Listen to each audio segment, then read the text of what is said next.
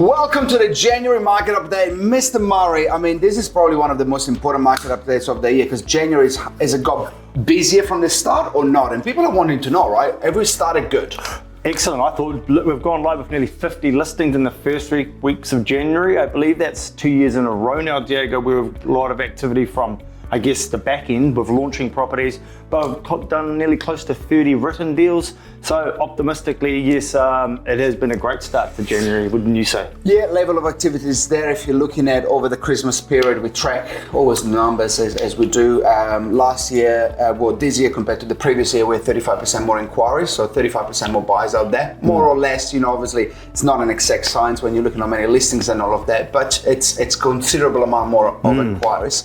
There is a lot of optimism, but for me, sometimes you just got to balance it out. And I am looking at January, hopefully not just being the start of the calendar year, but as well being the start of the upcycle. Upcycle. Now, with that, let's talk about the upcycle because I got a theory, and we discussed it before, and I think it's important that we put it out there as well because my theory is this.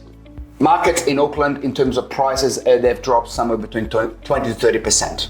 So let's say, average. Yeah, on average, right? Now, upcycle normally lasts somewhere between 2 and 3 years. Okay. I would say that this upcycle is not going to be one of the craziest one in terms of prices going up. So let's say 5 to 10% every year increases. Probably not 10%, not this year anyway. So say in 3 years down the line, we've gone up, say 30%. So you've gone down 30, 3 years up, come 30. And then guess what happened in 3 years down the line? It's going to be another down cycle. So when people say, property prices double every 10 years, not this 10 years. Unless something crazy is going to happen in the market, I think this 10 years might see very much a flat, yes, some increases, but not double. What's your thoughts? Well, if I'm hearing that conversation correctly, it's like, why would I hang on and hang on and hang on? Look, if I'd owned the property 5 to 10 years already, there's already a well built in capital gains there already. And if you get back closer to 30, if you're hanging on, I'm like, yeah, what's life all about? Maybe make some gains and move on to something else. And no, it's this thought that you say every 10 years, you sort of bank on it like the sun rising in the east and setting in the west, but that's not the case these days, is it?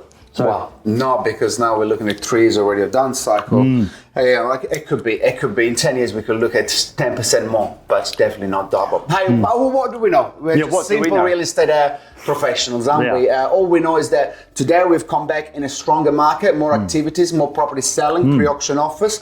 Now, again, let me finish with this. Last year we were having similar conversation, and then quieting down in February. I don't think this year will be the same. It's going to be the start. You've touched on an interesting subject there, stock levels.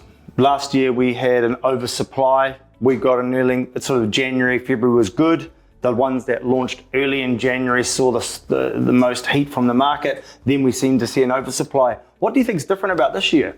Interest rates, supply and demand. So the supply has been eaten by the demand. The interest rates are cheap enough that there is 30% more buyers in the market same time last year. Again, more or less. Meaning that, yes, there'll be an oversupply as always happened post-Waitangi in Auckland anyway. It's always the same. But I think there is enough demand that should eat it out quite quickly. And I think this year should be 5% more price. In terms of prices, I reckon we should get to 5% plus. Yeah. One important thing I've noticed in the last couple of weeks is the volume of auctions we have for sort of traditional first home buyer value band.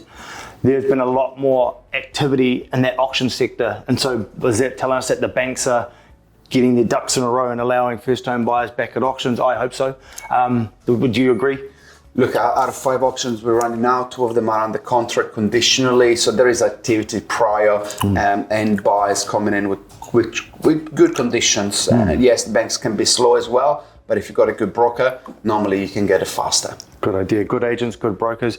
Look, I'm starting to get more excited. I think over the coming months, these updates are going to turn from doom and gloom to a little bit more rosier and cheery. So it's not going to get to 2021 levels, but I'll tell you what, anything better than the last 3 years for people buying and selling. Because here's the thing, right? You say, but when the prices go up, buyers are struggling. But keep this in mind, Mr. Murray, when the prices go down like the last 3 years have, there is a lot of people in pain and suffering that can't afford it for whatever reason. So we've seen a lot of that pain and suffering. We've seen people crying for not the best reasons, right? Because it's been a tough market. So don't you rather be at a good market where people actually are smiling? Yes, there will be some people struggling to buy, but unless you don't get the people crying because they can't afford their high interest rate or whatever situation it is, right? So I think good times to come. Yeah, best time to buy a property was yesterday. Thanks for watching. We'll see you next month. Thanks, guys.